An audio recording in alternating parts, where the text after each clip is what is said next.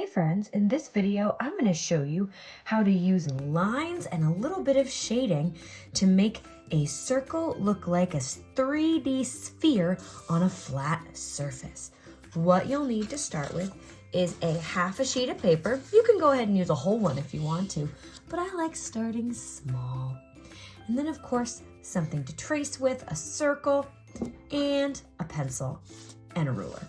So once you have those things, take your circle and you can place it anywhere on your paper.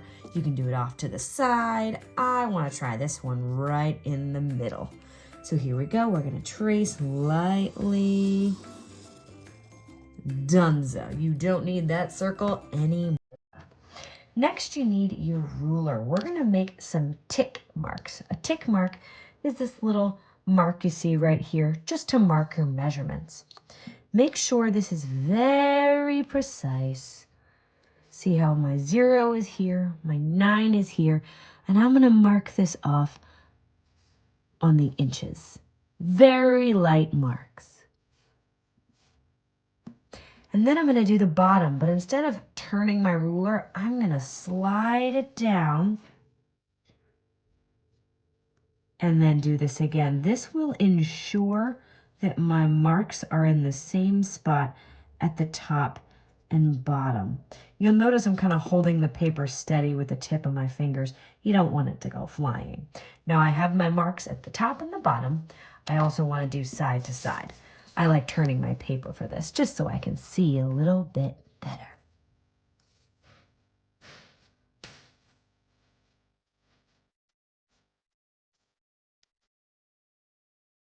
Awesome.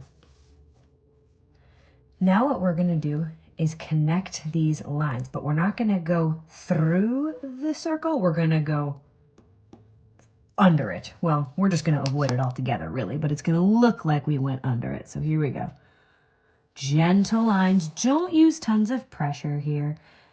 The star of the show is the sphere, and depending on what color marker you're going to use to color it, you don't want your pencil lines to seal the show. So here I go. I'm going to hit the circle, boop, skip it, and go on the other side. Hit it, boop, skip it, finish on the other side.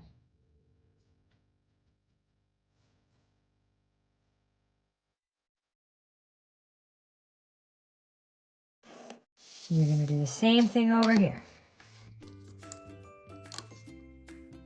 Notice when I hold my ruler, I'm holding it in two places. My hand is open like this. I'm not holding it in one spot because then the ruler can pivot and move much more easily. You always want to hold a ruler in two places. I call this my Muppet grip. So I open the Muppet mouth, hold it in two spots, and then make my lines. That's important.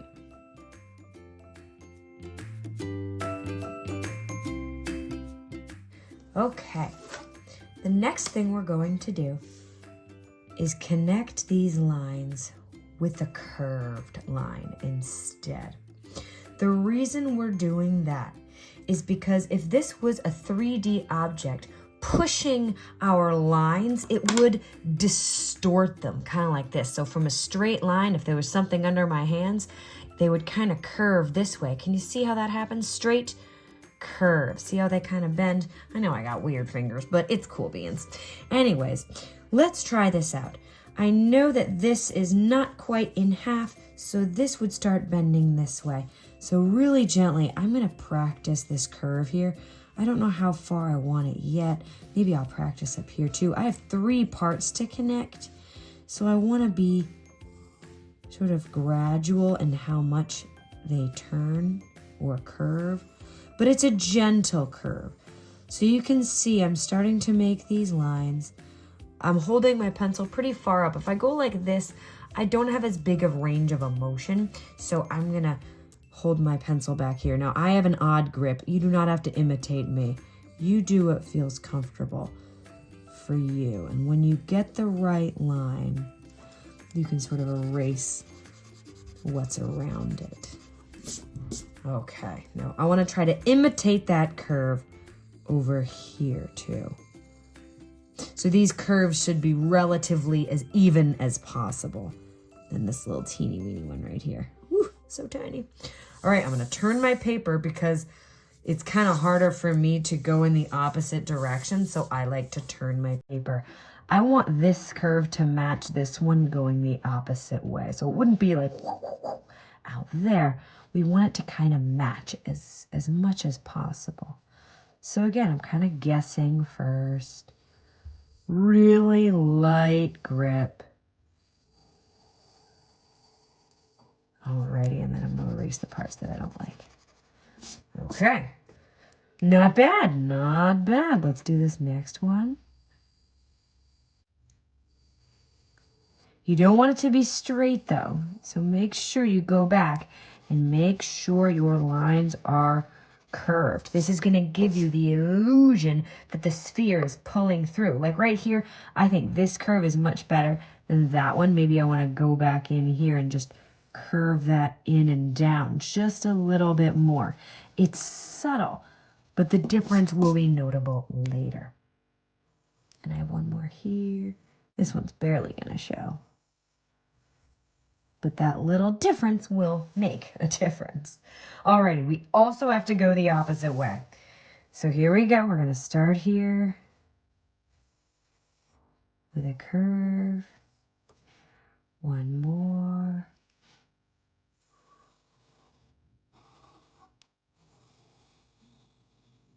Alrighty. This one looks like it's going almost right down the middle. So I'm going to very gently, I wonder, yeah, I think we can use our ruler here. Why not? It's straight down. Oh, that's going to give us a cool little split. That was an accident, but what a happy accident it was.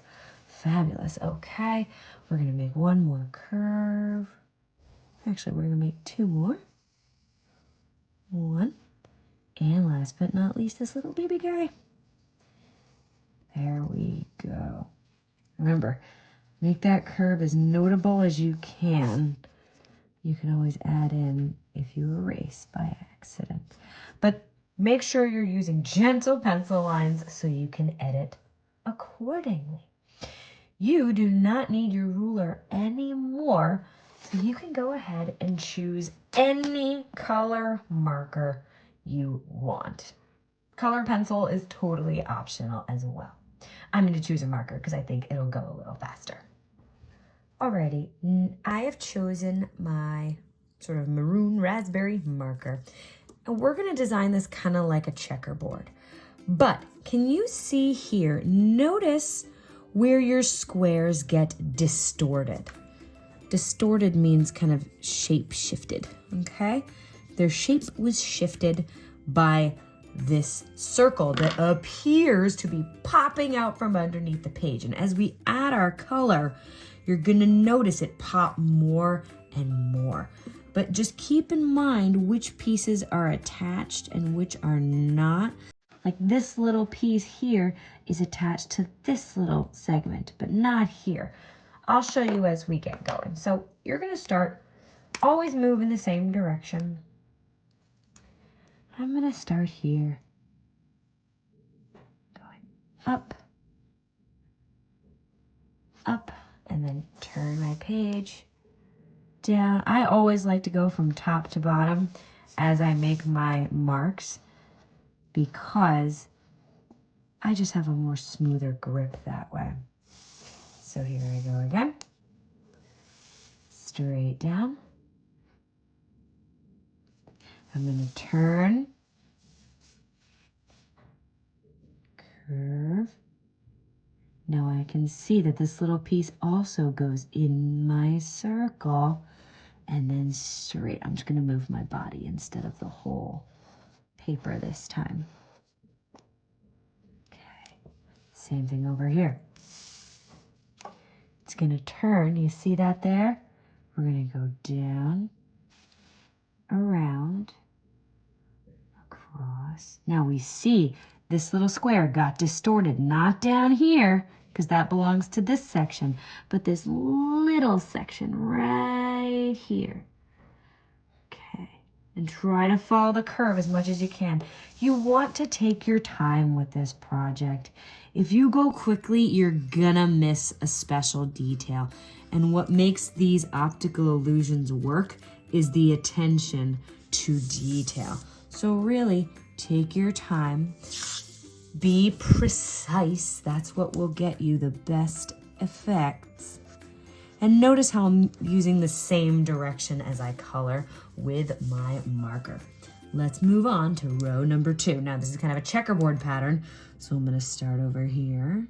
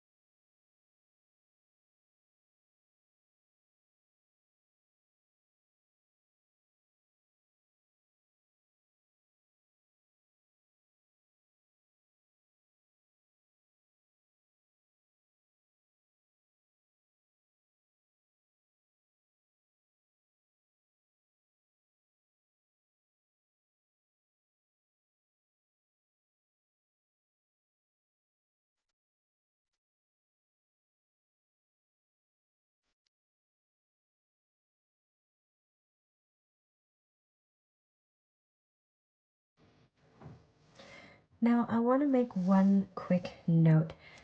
These pieces here where I drew these small curves, they actually don't work out. I think that my curve would have actually been exactly where the circle lay.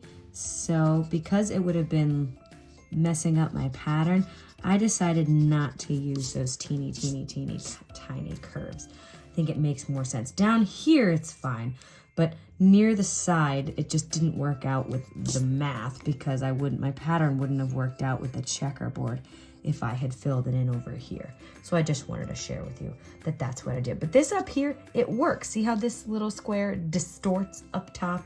These go inward, these expand out. So that's kind of the pattern we're going with. I'm gonna go ahead and finish my coloring. I like to work in more of a production style, so I'm gonna do all my lines first and then color in. I will speed this up and y'all can see how I go. So now that I've finished coloring in, you can grab your pencil and a white crayon. And we're gonna decide where the light is coming from. Wherever a light hits an object, a shadow follows on the other side. If you notice here, the window here from my desk is coming from this direction. So I think I'm gonna use that for my sphere and cast a shadow on this side. So if light hits it here, whoosh, the shadow will be on the opposite side.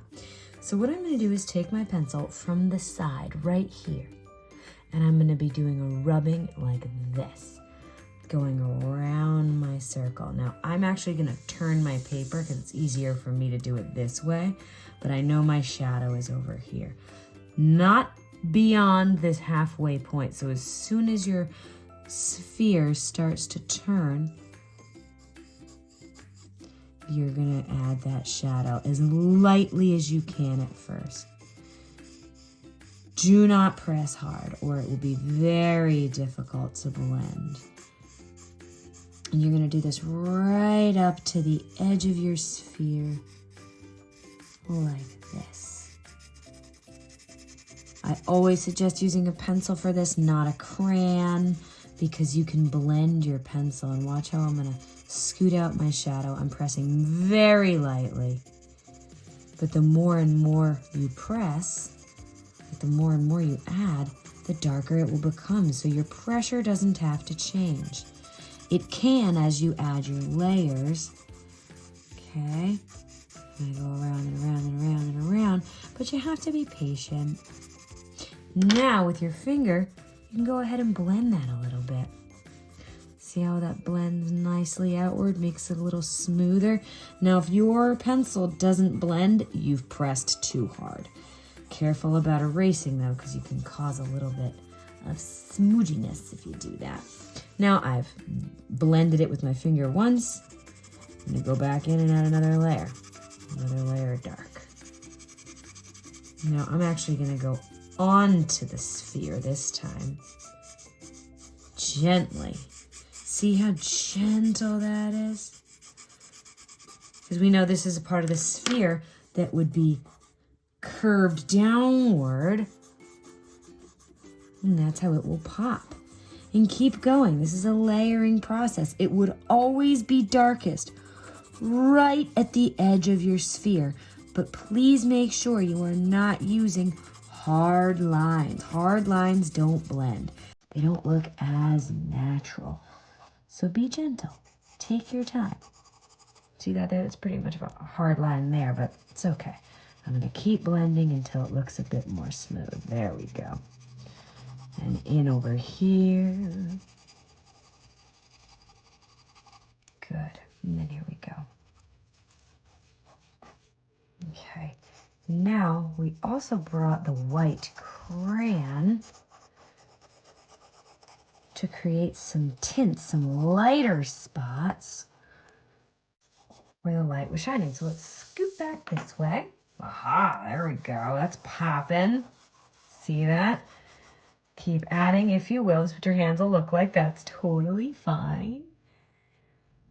And then you're going to take your crayon. Now, just as gentle as your pencil. Even here, my crayon is very flat right here. I kind of want to make it a little less sharp right there on the edge. So maybe I'll just scratch it away a little bit just to create a gentle bevel. Now, the light hitting your ball would hit at the topmost part. See where it's hitting my hand in this topmost part? So right around here-ish, you'd have a lighter highlight. So kind of in a circular fashion, really gently, and then you can get a little harder pressure towards the center, but work your way out really gently because you can't blend out crayon. So really, really, really, really, really gently. See how I'm using these circular motions? And now I'm going to press a little harder as I get towards the lightest spot. And voila! We've got ourselves a little highlight. It's subtle, but it is there. If you have a white pencil or a white piece of charcoal or a white pastel, even better, that will really, really, really make your ball pop. Now, if you wanted to, I don't see why you couldn't add just a touch of highlight on this side, maybe just with your finger here, because you know wherever your sphere was sitting, there's shadow underneath it. So if you want to blur out those lines a little bit, just using your fingers, just to add a little bit more, you're welcome to. But remember, our light's hitting up top here. We can really get that in. But gently blend it out. There you go. Pretty cool. And again, go back in here. Really add an extra layer of shadow. And you, my friends, have created an optical illusion using some value. A little too hard there. Some value with this light and dark range. And a simple trick of lines.